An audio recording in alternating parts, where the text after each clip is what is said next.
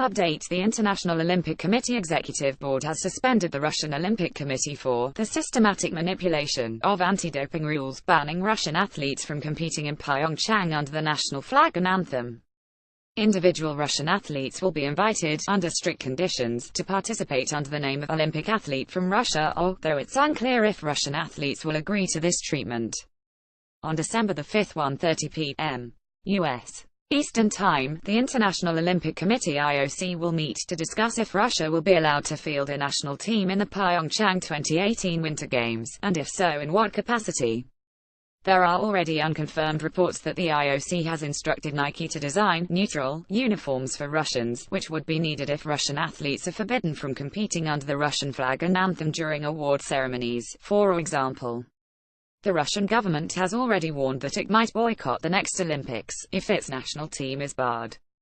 Whatever the International Olympic Committee decides, the organization will rely on testimony from Grigory Rodchenkov, the former director of a Moscow laboratory who blew the whistle on Russia government's alleged doping program to the World Anti-Doping Agency (WADA). The IOC stated directly in one of its disqualification rulings that Rodchenkov's word would be sufficient to question the integrity of samples from Russian athletes, even without concrete evidence of doping. On the basis of his testimony and other evidence, the Russian national team has already been stripped of 11 medals won at the Sochi Winter Games, including 3 gold medals, and the country has dropped from first to third place in overall medals. In total, the IOC has disqualified 25 athletes following Rodchenkov's revelations.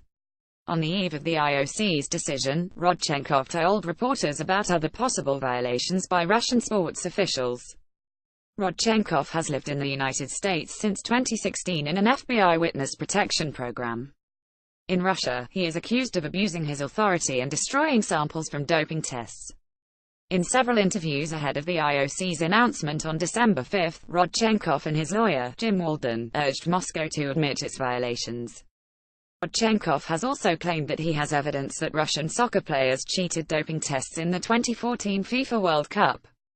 He says the Russian government not only rescued its doping athletes, but also wanted to spoil other teams' samples, though this proved to be unfeasible. Rodchenkov has also released excerpts from his diary, where he describes in detail the doping preparations ahead of the Sochi Winter Games, for example, how clean urine was mailed to him in baby food jars. In response, Russia has drawn attention to Rodchenkov's history of mental health issues. In 2011, he was placed in a psychiatric hospital for a schizotypal personality disorder after a suicide attempt, following criminal charges for illegally trafficking steroids.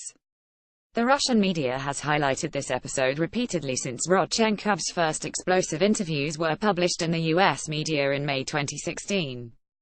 Rodchenkov's questionable mental health has now become a talking point at the highest levels of the Russian government, as well. On November 30, Prime Minister Dmitry Medvedev called Rodchenkov's revelations a psychiatric problem. The television network NTV aired footage showing Rodchenkov talking to an unidentified person about his suicide attempt. The Norwegian outlet VG believes he was speaking to a friend in 2016. After this broadcast, Russia's curling federation called Rodchenkov a certifiable charlatan, and argued that the IOC can't rely on his testimony. They're absolutely certain that Rodchenkov's diaries were written and edited over 6 months in the United States.